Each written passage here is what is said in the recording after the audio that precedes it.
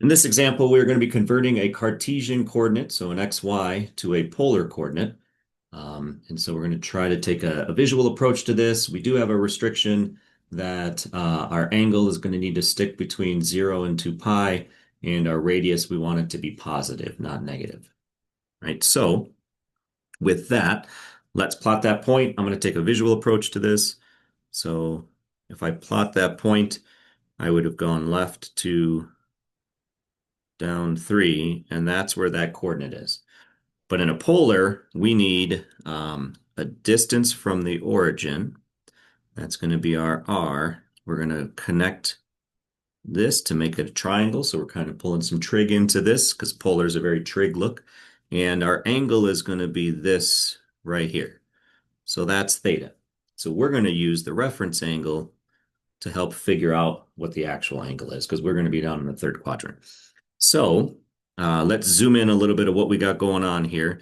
That we have a triangle. We went left, we went down, and we have this reference angle that we're going to focus on. And so I'm not going to attach the negatives onto this. I just have distances on a triangle. I know that I'm going to have to then put it into the third quadrant, but I'll deal with that when I find my angle. So I'm going to find, let's say, the radius. The hypotenuse really is what we're looking at. So to figure that out, we would be doing 2 squared plus 3 squared is going to equal your radius squared. So that's 4 plus 9 equals your radius squared. So radius squared is 13, and we'll square root it. So that distance out from the origin is going to be the square root of 13. And remember that our polar coordinate looks like that. So far we're sitting with that piece.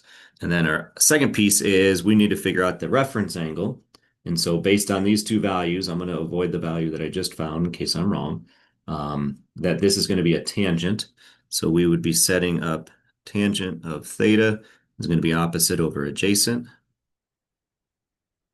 And so my theta is going to be the inverse tangent of 3 over 2.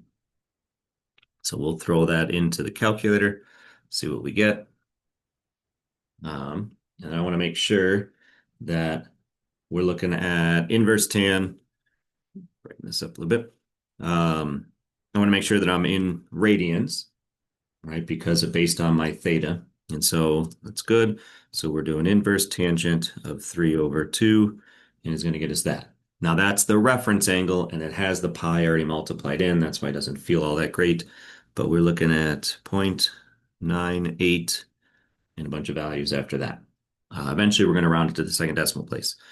But we also have to consider that we are looking at this reference angle is 0.98, and we want that added onto that reference angle.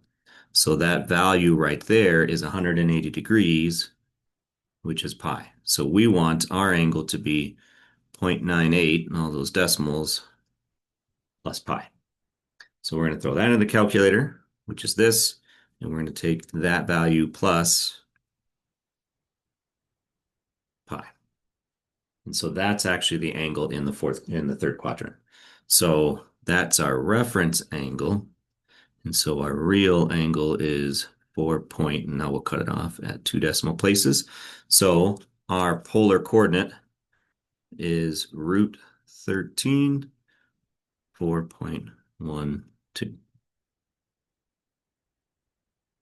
Right, and that was a visual approach to figuring out what your polar coordinate is from a rectangular coordinate or a Cartesian coordinate.